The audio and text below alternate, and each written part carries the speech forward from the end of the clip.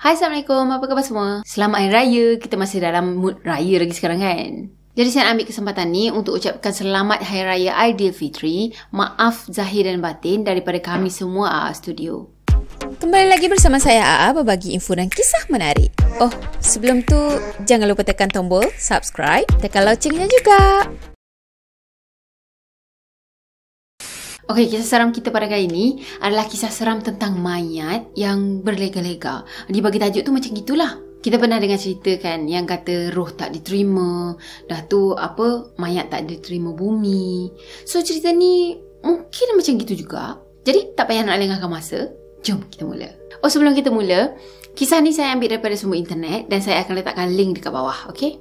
Okey, saya bagi nama gelaran dia. Sebenarnya saya tak tahu sama ada dia ni perempuan ataupun lelaki, tapi berdasarkan cara penceritaannya tu, saya percaya dia adalah perempuan. Jadi saya akan bagi nama gelaran dia sebagai Zai. Okey, katanya dia pada masa tu tinggal dekat Negeri Sembilan, tapi dia tak cakap lah spesifik tempat Negeri Sembilan itu ke mana. Dah tu, dalam masa tinggal dekat sana, dia ada berjiran dengan keluarga Kelantan ni. Dan keluarga Kelantan tu pula yang emaknya diorang panggil Mek. Dan si anaknya pula katanya lebih kurang baya dengan mak dia. Cuma dia tak rapat sangat, macam tak ngam macam gitu. So dengan Mek tu je yang dia rapat ataupun yang diorang ngam lah. Katanya Mek ni dia ada ilmu tradisional. Biasalah orang-orang tua kan. Mungkin Mek tu sendiri ada pendamping macam gitu. Dan katanya kalau demam ke sakit sikit-sikit ke, Mek ni macam tak bahagi tau pergi ke hospital ke pergi klinik ke, jumpa dia dulu biar dia tolong ubatkan. Jadi ada satu hari tu berlakulah satu kematian dekat kampung dia. Cuma dia sendiri pun macam tak ingat sama ada perempuan ataupun lelaki yang meninggal pada masa tu. Okey, dah ada orang meninggal tadi, semua orang kampung pun macam kebanyakan orang kampung pun pergilah tolong uruskan jenazah tu kan. Diorang mandikan jenazah, diorang kapankan, dah tu diorang pun pergi ke bumikan kan. Dah settle tu semua, tibalah pada waktu malam. Katanya orang-orang tua cakap kalau malam hari je, kalau hari tu si mati meninggal dunia, jadi malam tu rohnya si mati tadi akan datang untuk jenguk keluarga dia. Betul ke tak? Allahualam. Cuma dalam cerita dia kali ni, si mati tadi betul-betul pulang tau. Betul-betul jenguk, tapi bukan jenguk anak bini dia. Dia pergi jenguk rumah orang lain. Tak kepelik itu? Jadi pada malam tu, ada seorang pakcik ni bercerita. Malam tu pakcik ni dengan keluarga dia tidur awal. Dan dalam pukul 12 malam macam itu, dia tersedar. So dia pun bangun lah pergi ke arah dapur. Sebab katanya masa tu dia rasa macam dahaga sangat kan. Bila dia dah bangun tadi, tiba-tiba je dia terdengar ada orang ketuk pintu tau. Tuk tuk tuk tuk macam tu kan. Mula-mulanya tu dia fikir, alah dah lewat sangat ni, dah pukul 12 lah kan. Siapa je yang nak ketuk pintu masa ni? Dah lah malas lah nak buka. So dia abaikan benda tu dan dia malas lah nak pergi buka pintu ke apa kan. Tapi ketukan tu macam menjadi-jadi tau. Makin lama makin kerap, makin lama makin kerap macam tu kan. Macam orang yang insist sangat nak masuk ke dalam rumah tu. Jadi dia pun pergilah ke arah pintu tu. Dia buka pintu tadi. Dan tahu apa? Masa tu dia terkejut sebab dia nampak mayat si mati yang mati pada pagi tadi ada berdiri dekat depan dia sekarang ni. Mayatnya tu masih lagi berbungkus kain kafan dengan bahagian kainnya colour putih, lepas tu macam kotor-kotor. Yelah, kotor tanah macam gitulah kan. Dah tu yang paling mengerikan, mata si mati ni merah tau. Rasanya kita semua pun boleh bayangkan kan, itu penampakan apa yang dia nampak. Jadi start daripada hari tu lah memang kecoh sangat dengan cerita-cerita tentang si mati ni. Dah tu ada yang cakap, yang kata si mati ni tak diterima bumi. Dah ada juga yang cakap dia tak tenteram. Lepas tu cuba untuk minta tolong dengan orang kampung ni. Ada juga desas-desus yang mengatakan yang si mati ni akan pergi daripada satu rumah ke satu rumah yang lain semata-mata untuk minta tali pocongnya tu dibuka. Jadi macam biasalah, kalau anak-anak muda ni kalau dah bercerita tentang hal-hal mistik macam tu, ada setengah tu percaya kan, ada setengahnya pula tak percaya langsung. Jadi katanya samalah dengan salah seorang kawan dia ni. Kawan dia ni memang tak percaya langsung dengan benda-benda macam itu. Dia cakap itu semua tahyul, itu semua macam rekaan semata-mata. Jadi nak dijadikan cerita, ada satu malam tu dia melepak dengan kawan dia ni, dengan kawan yang tak percaya tadi kan. Katanya masa tu dia pergi melepak depan rumah kawan dia dan dia orang duduk dekat bawah satu pokok yang ada dekat tepi jalan raya. So dia orang melepak dekat situ lah. Masa dia melepak dekat situ, dia memang boleh nampak sepanjang-panjang jalan tu. Jadi apa yang melintas, apa yang berjalan atas jalan tu, dia memang boleh nampak dengan clear. Katanya malam tu dia orang menyanyi macam-macam lagu. Dan tiba-tiba mata dia ni macam tertangkap dekat sesuatu yang ada dekat hujung jalan raya dekat sebelah kiri dia. Jadi sebab dia rasa macam tak sedar hati kan, apa benda tadi tu. So dia pun ajaklah kawan dia ni balik. Dah cuma balik masuk rumah kan, tak nak duduk kat luar macam ini dah sebab dia rasa tak sedar hati. Tapi dia tak nak tau.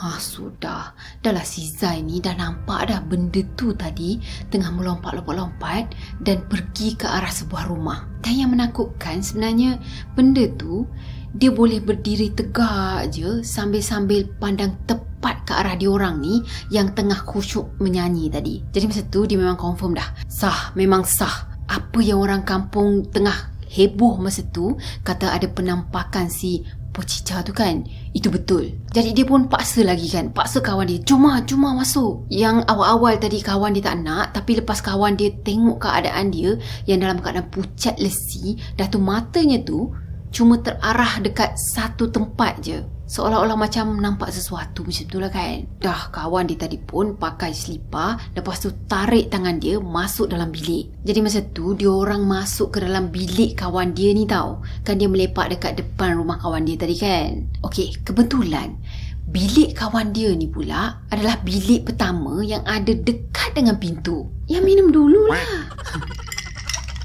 Pas dah masuk bilik tadi, ya Allah, dia orang dengar pintu diketuk tau. Tuk tuk tuk tuk tuk macam tu. Dah habis bulu roma dia dah berdiri dah, berderau rasanya darah ni. Time tu dia dah tak tahu nak buat apa dah. Yang dia rasa cuma nak menangis je sebab takut sangat. Tapi kawan dia ni macam cuba tenangkan dia. Dan kawan dia pun baca-baca surah apa yang dia tahu kan. Dan tiba-tiba benda tu, si Pocica tu, dia boleh pergi ngintai dekat dalam bilik diorang ni tau. Katanya dekat bilik tu diorang ada satu tingkap ni, dan tingkap tu pula tingkap cermin yang macam sliding door tu. Jadi kalau ada apa-apa yang lalu, memang confirm diorang akan nampak dengan terang tau. Walaupun dalam bilik tu gelap, tapi dekat luar tu diorang buka lampu. Jadi apa-apa je yang lalu dekat cermin bilik tu, diorang akan nampak dengan jelas. Dan tahu apa? Si Pocica tadi, dia pergi berdiri dekat tepi tingkap tu lama juga tau. Dan dalam masa yang sama, diorang ni boleh nampak dengan jelas penampakan benda tu. Boleh bayangkan tak macam mana? Ya Allah, hai.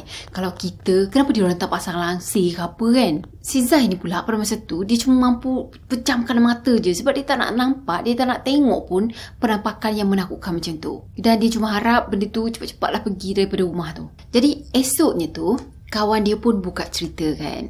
Sebenarnya masa kawan dia ni, si Zai tadi, ajak dia masuk ke dalam rumah, lepas tu dia tak nak kan. Lepas tu dia nampak air muka Zai ni macam pelik. Dan Zai ni macam terpandang dekat hujung jalan sana je. Macam pandang je macam tu kan, dengan air mukanya yang pucat. So dia pun macam terdetik lah dalam hati dia untuk pandang juga ke arah yang sama. Dan pada masa tu berdiri dah bulu roma ni. Astagfirullahalazim. Okey, pada masa tu terdetik pula dalam hati dia nak pergi pandang dekat tempat yang sama si Zai ni pandang. Jadi dia pun palingkan muka, dan pada masa tu dia nampak si Pocica tadi tengah melompat-lompat ke arah diorang tau. Cuma si Zai ni cakap, masa kawan dia nampak yang si Pocica tadi tengah melompat ke arah diorang, dia tak nampak pun benda tu. Jadi bila dah balik rumah tadi, dia pun ceritakanlah dengan mak ayah dia kan.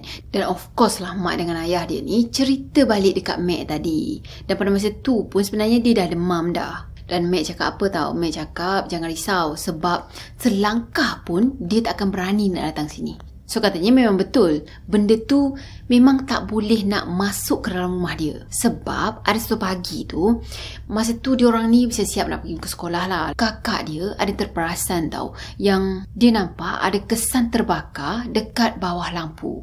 Dah tu ada cebisan kain putih yang tertinggal dekat sana. Dan lepas kejadian tu, diorang dah tak dengar lagi dah cerita-cerita kata mayat ni berkeliaran, berlega-lega dekat kampung tu. Beberapa tahun lepas tu, lepas kejadian ni, Meg tadi meninggal dunia.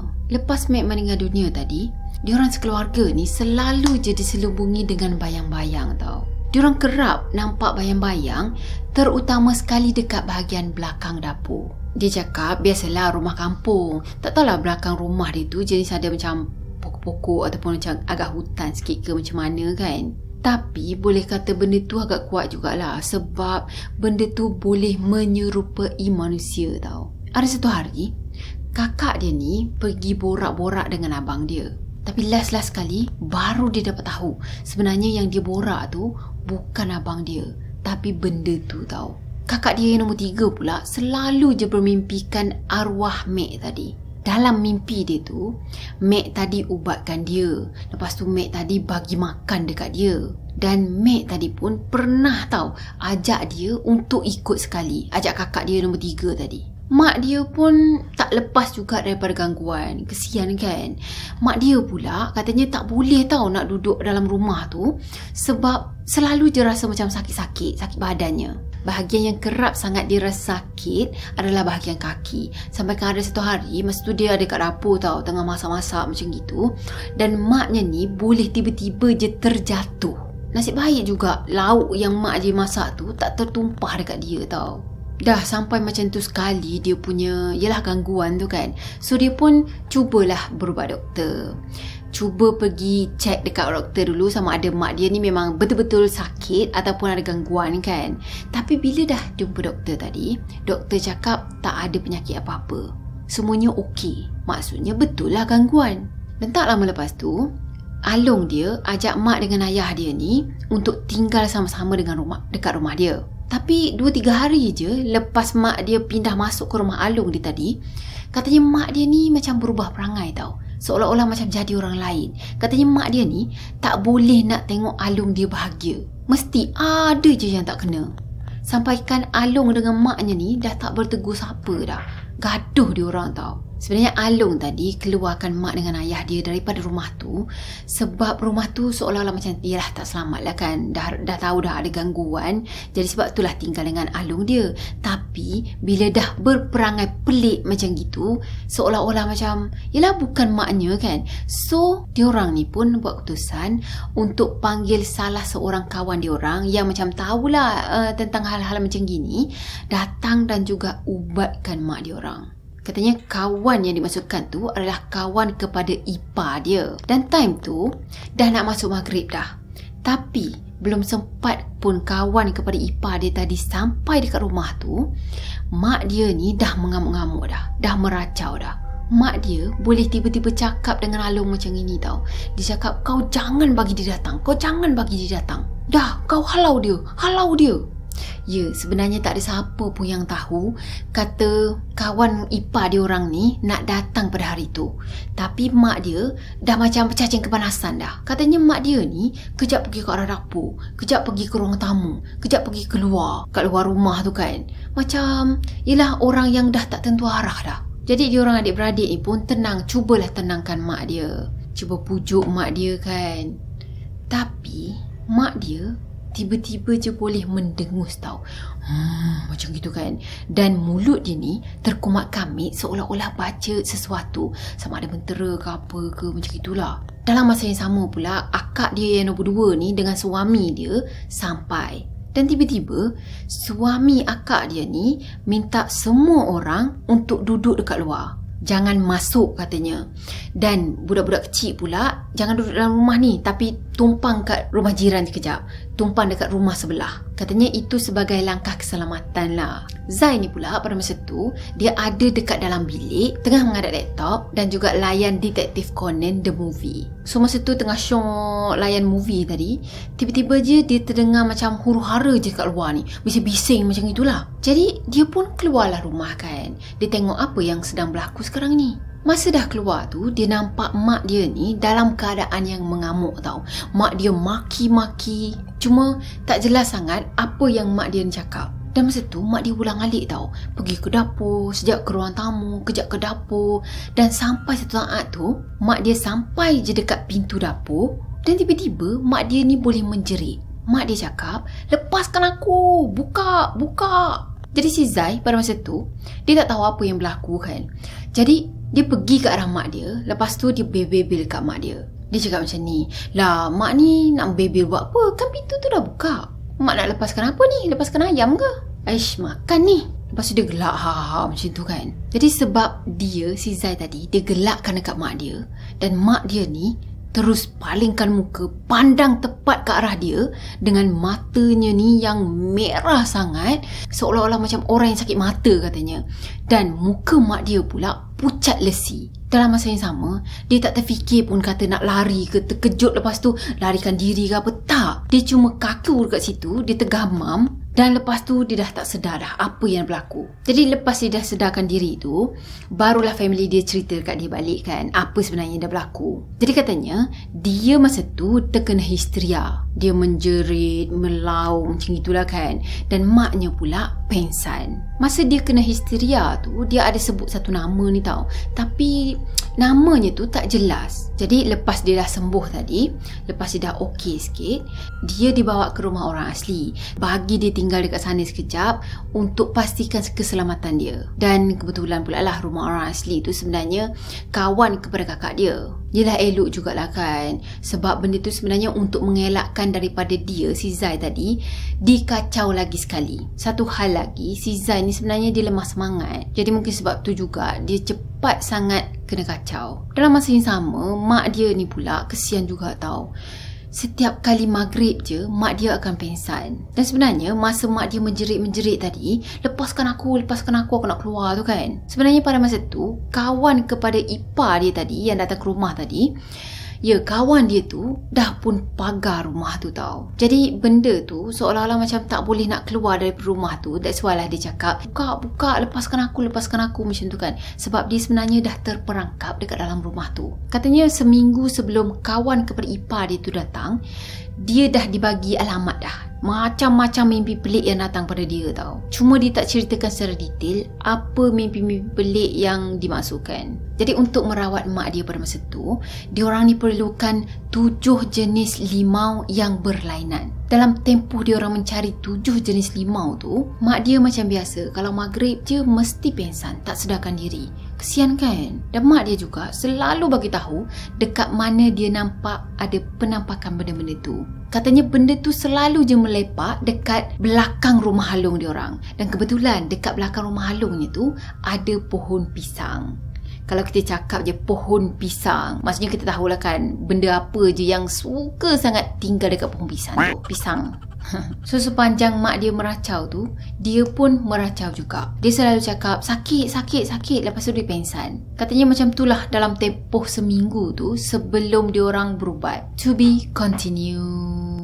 Bukan the end tau, tapi to be continue. Ya, ada part 2. Kita buat part 2 sebab cerita ni macam panjang sangat. Jadi kita buat 2 part lah kan. Okeylah, saya rasa sampai di sini untuk video kali ni. Saya harap korang sukakan video ni. Dan macam biasa, kalau korang sukakan video ni, jangan lupa tekan tombol like, comment, share dan juga subscribe. Jumpa lagi next video. Bye-bye. Assalamualaikum warahmatullahi wabarakatuh. Bye. Lepak punya lepak. Pelepang.